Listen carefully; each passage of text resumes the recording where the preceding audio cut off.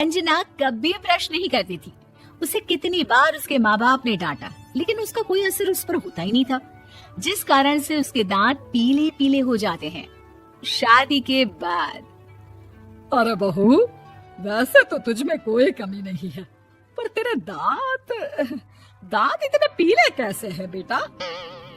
कैसे मतलब? कोई सर्जरी थोड़ी ना कराइए। वो तो क्या नाम, मैं ब्रश नहीं करती थी तो पीले हो गए। अब क्या करूं? आप कहे तो लाल करवा लूं या फिर काले? यार ये क्या है, क्यों माँ से लड़ रही हो? लड़ रही हूँ? अरे मैं लड़ रही हूँ या ये बोल रही है कि दांत पीले हैं, पीले। अरे तपस्या थोड़ी ना की है इन्हें पीले करने के लिए। बकायदा ब्रश नहीं किया है 20 साल तक, तब जाकर। छी, कैसी बात कर रही हो? ये उस वक्त तो पीले नहीं थे जब हम लोग तुम्हें देखने आए थे। अरे तब साफ करवा लिया होगा डेंटिस्ट के पास जाकर। अब देखो कैसे पीले पीले लग रहे हैं। रंजना सास की तरफ गुस्से से देखती है। फिर शुरू हो गई पीले पीले पीले। अरे पीले तो तभी थे जब मेरे हाथ का रसगुल्ला उड़ा उड़ा कर खा रही थी और बोल रही थी, लड़की नहीं गुणों का खजाना दे रहे भाई साहब आप। खैर, अब वो लोग करते भी तो क्या करते, पीले दांत वाली बहू पल्ले पड़ी थी तो झेलना तो था ही। एक दिन कीर्तन में रंजना गाना गा रही थी। अरे कमला बहन, माँ का द्वार है, यहाँ तो सब शुद्ध होकर आते हैं, फिर अपनी बहू को ब्रश भी नहीं करवाती तुम। दूर से पीले पीले दांत भक्ति में बाधा उत्पन्न कर रहे हैं। अरे कोई 2 साल के बच्चे थोड़ी ना लेकर आई हूँ मैं बहू बनाकर। अच्छी खासी लड़की है, अरे कैसे करवाऊं ब्रश? ये तो उससे खुद करना चाहिए ना। अब माँ बाप तो इसके जैसे तैसे निपटा दिए, ये नहीं सोचा कि सास कैसे संभालेगी। सास बहू को लेकर घर आ जाती है, लेकिन सोच लेती है कि अब इसे लेकर कहीं नहीं जाएगी। अगले रोज बहू कहती है, अरे क्या हो गया, मंदिर नहीं जाना क्या? कीर्तन का वक्त हो रहा है। मेरी मधुर वाणी से कान्हा जी जागते हैं और सोते हैं। आप तो जानती है ना उनकी भक्ति में कितना मन लगता है मेरा। वो क्या है ना, तबीयत ठीक नहीं लग रही है मेरी, आराम करूंगी मैं। तबीयत ठीक नहीं लग रही? अभी तो मिथुन के गाने पर नाच रही थी आप, और अब बोल रही है कि तबीयत ठीक नहीं लग रही। अरे भक्ति में मन लगा लो सासू माँ, ऊपर जाना है, क्या मुंह दिखाओगी आप? हाँ? सास को बहू की बात पर गुस्सा आ जाता है। मैं क्या मुंह दिखाऊंगी, इसकी चिंता तो ना कर, समझी? अपने मुंह की चिंता कर, जो ये पीले पीले दांत लेकर हर जगह पहुंच जाती है। पता है लोग कितना मजाक बनाते हैं। ना जी ना, मैं नहीं जाना कहीं तेरे साथ।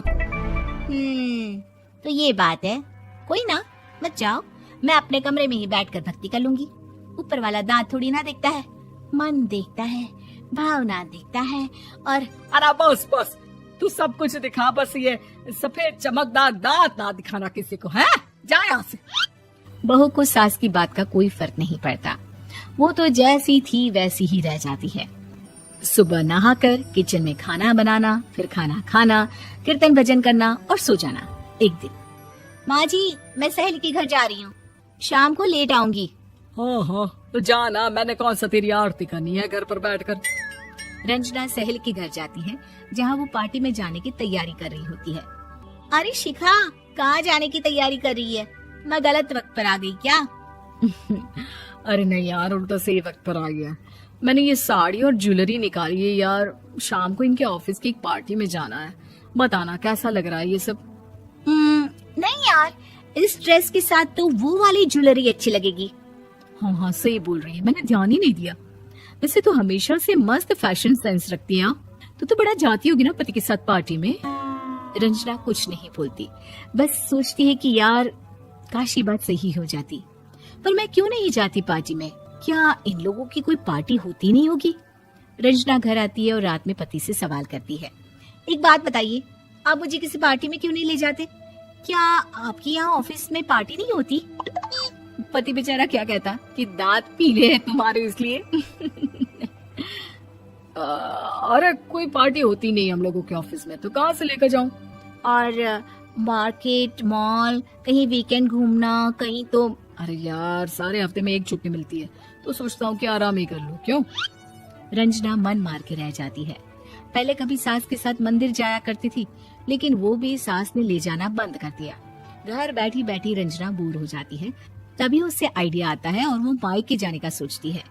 सासू माँ 2 दिनों के लिए मम्मी के घर जा रही हूँ। अच्छा अच्छा ठीक है, आराम से जा। और हाँ, माँ से कुछ अच्छी आदत सीख कर आना कि कैसे शरीर के हर भाग की तरह दांतों की सफाई भी जरूरी होती है, समझी? शुरू हो गई ना आप। वो लोग आपकी तरह नहीं है कि छोटी छोटी बात का बतंगड़ बना दे। उन लोगों के लिए मैं मायने रखती हूँ, ना कि मेरे पीले पीले दांत।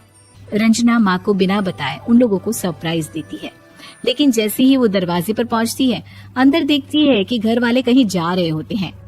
अब माँ, काश रंजना दीदी के दांतों वाली प्रॉब्लम नहीं होती तो वो भी हम लोगों के साथ चलती ना बुआ जी की बेटी की शादी में। हाँ बेटा, लेकिन अब उसे कौन समझाए कि उसको उसके पीले दांत नहीं दिखते, लेकिन उसके आसपास के लोगों को कितना एम्बैरेसिंग फील कराते हैं।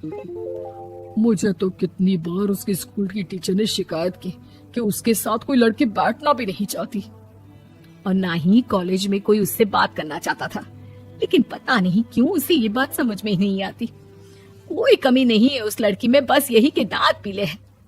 वो तो भला हो जीजा जी और उनकी माँ का, जो दीदी को जैसी है वैसे ही रखा हुआ है। रंजना को अपने घर वालों की बात सुनकर बहुत दुख होता है।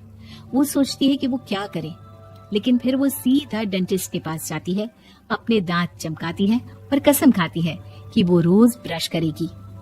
अरे क्या हो गया, तुम तो 2 दिनों के लिए गई थी ना। पर कोई ना, अच्छा है, चलो आ गई तो। रंजना सास के सामने आकर खड़ी हो जाती है और पूरी स्माइल करती है, उसके चमकदार दांतों को दिखाती हुई। हैं? चले मंदिर।